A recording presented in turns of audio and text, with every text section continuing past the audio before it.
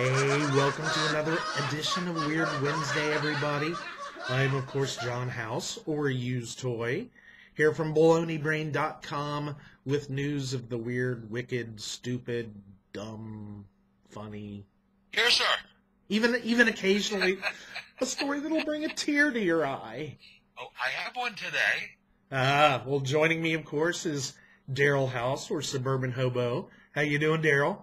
I'm doing great, but I'm going to save my tearjerker story for the end. This is the one that keeps the audience hanging up. Listen, that was a great game. The Bunkles came through.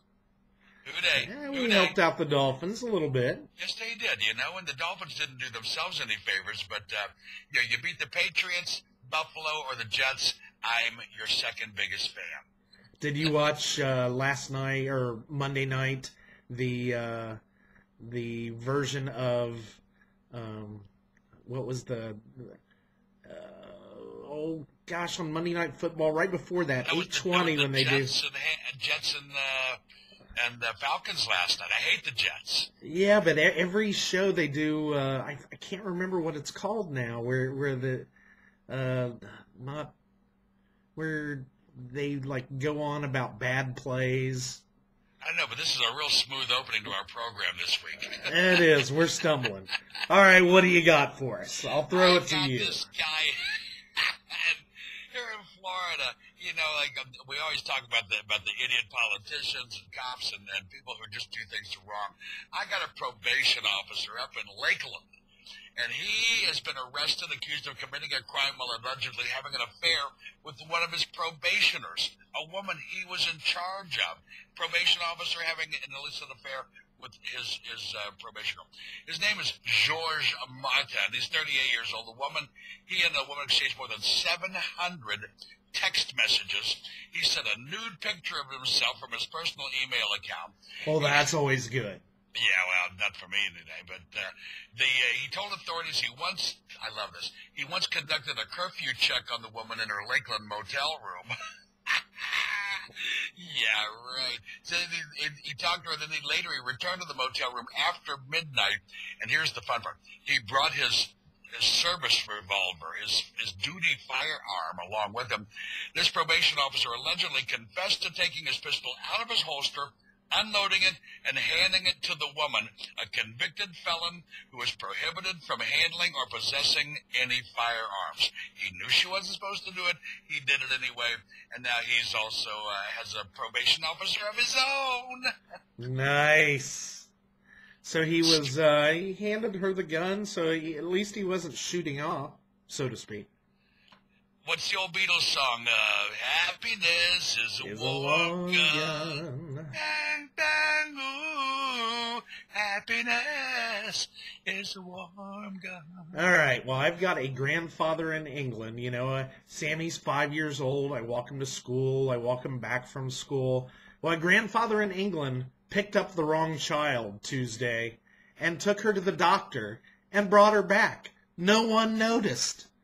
And what was odd about this story? He picked up the child from school, took the child to a doctor's appointment.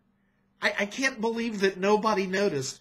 The parents of the child, when the child showed them the medicine that they got at the doctor, that's when the mother went, "What?" So yeah, apparently nobody really knew. Wrong kid. I'm surprised that even the doctor didn't notice. I'm surprised as well. Yeah, that's crazy stuff. Well, but crazier things are going on in England these days. The London Fire Brigade asked the public to use some common sense after firefighters assisted a man whose penis was stuck in a toaster. A hot time in the old town tonight. But anyway, the fire brigade said that they have had 1,300 emergency calls involving people stuck or trapped since 2010. They included the man with the toaster issue, an adult stuck in a child's toy car, and 79 people who were unable to free themselves from handcuffs donned for amorous purposes. Some of the incidents our fighters are called out could be prevented with a little common sense.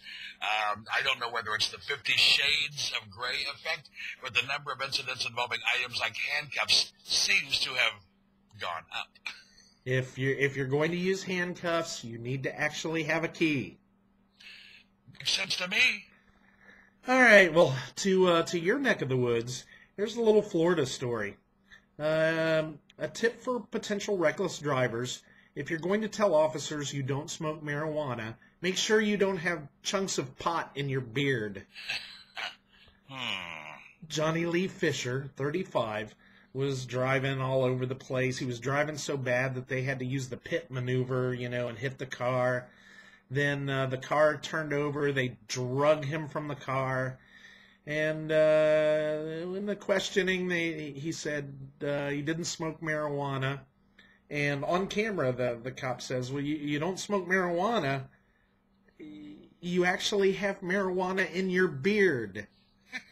And so upon further investigation, they found felony amounts of pot in the vehicle. Felony amounts? Well, that's a fairly significant amount in weight. Wow. And he didn't know. Yeah.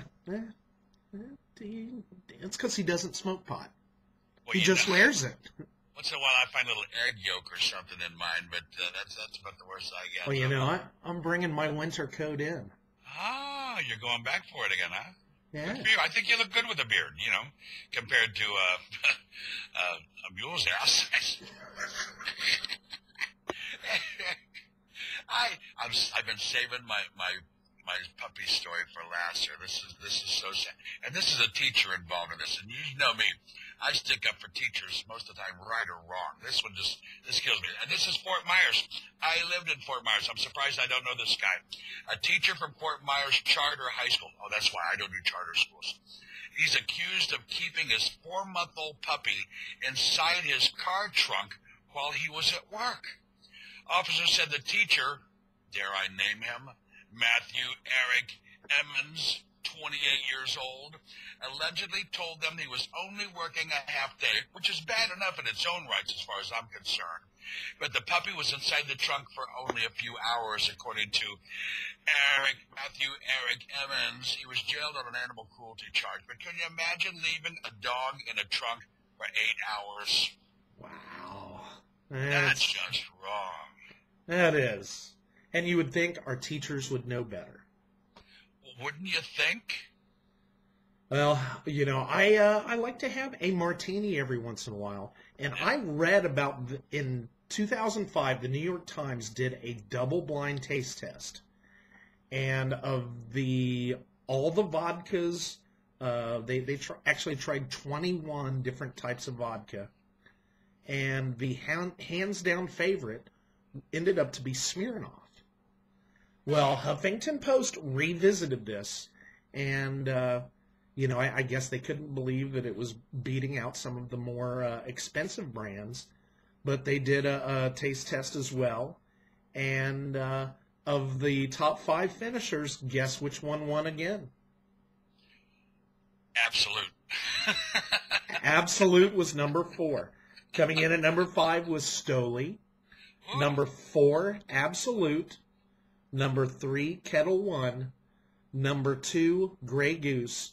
And coming in at less than half the price, number 1, once again, was Smirnoff. You know what? I buy Smirnoff not because of the taste, but because I'm cheap. Oddly enough, I was visiting Spider McCluskey and some friends last night, and a man there was suggesting there's a new vodka out that's called, I believe it's called Tito's. And he said that it's whatever that purification process that they do with vodka. I'm not much of a vodka drinker, actually. He says that this one is done 7 or 8 times, and he said that it's so clean, no hangover. He says it's very, very nice, very flavorful, but not aggressive. And he was going on and on and on about this Tito's vodka, so I don't really know anything about it. But I guess we're all done for today, right? You got more? Absolutely. I got no more. So listen, it's been great visiting with you all, as it is every week here on BaloneyBrain.com, and we're so grateful that you take a few minutes every week to come by and visit with us. John, love you, man. Have a great week. We'll see you soon.